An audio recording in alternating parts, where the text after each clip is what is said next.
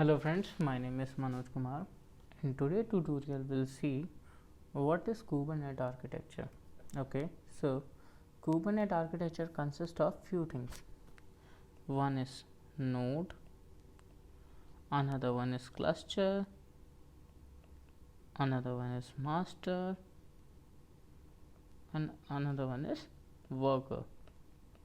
So first we have to understand what exactly each things are. So these are master node and one is worker node. So basically what is node? Node is nothing but a physical or a virtual machine. Okay, so this thing is known as node. And what is a collection? Group of node is known as cluster. Now we need to understand about the master node and the worker node. Okay, for that let's take an example. Let's suppose this is our server. Okay, this is our server 1, or better name it as node 1. So what we did, we just created, let's suppose 4, it's okay, let's change the name. It's our node 2, it's our node 3, it's our node 4. So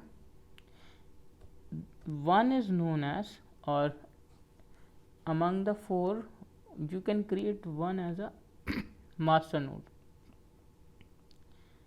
and another 3 will be as worker node. So all the control thing done by the master node and the work done by the worker node.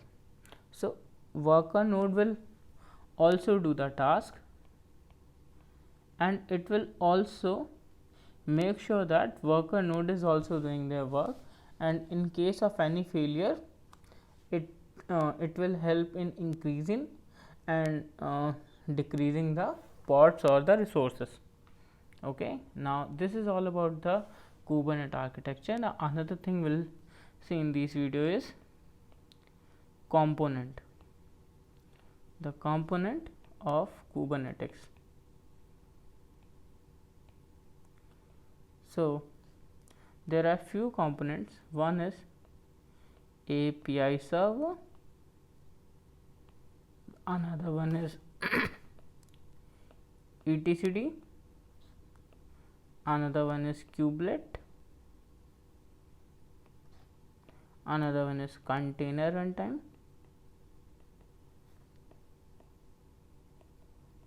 another one is controller, and another one is scheduler. So we need to understand what exactly these things are. So API server, they are nothing but they are front end.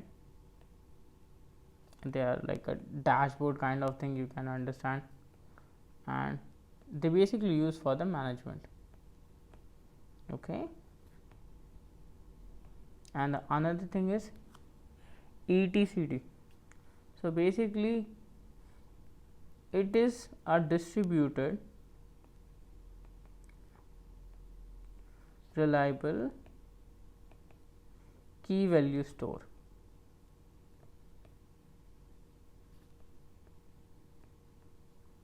And it basically stores the data that we using which we can manage the cluster. Okay, and another thing is a kubelet. You can understand kubelet as a CLI tool. Okay, CLI tool or CLI utility that will install on every node. Okay, now what is the container runtime? it is a underlying software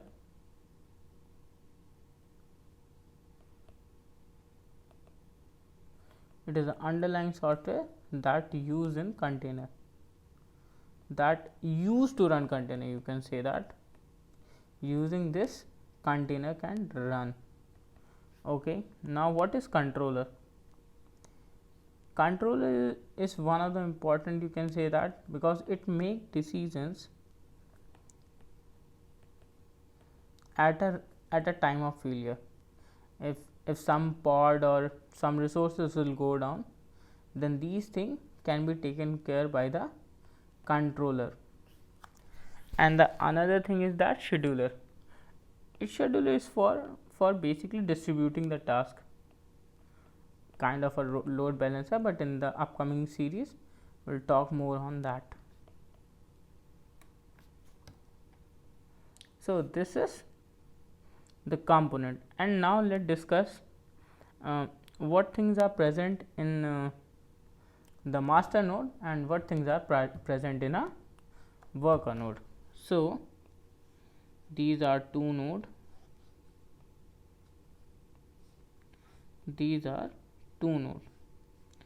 So first of all, API server will be there in master node, etcd will be also there in master node, because it has to store and it has to store all the value to run the cluster. And another thing, controller will be also there. Another thing, scheduler is also there.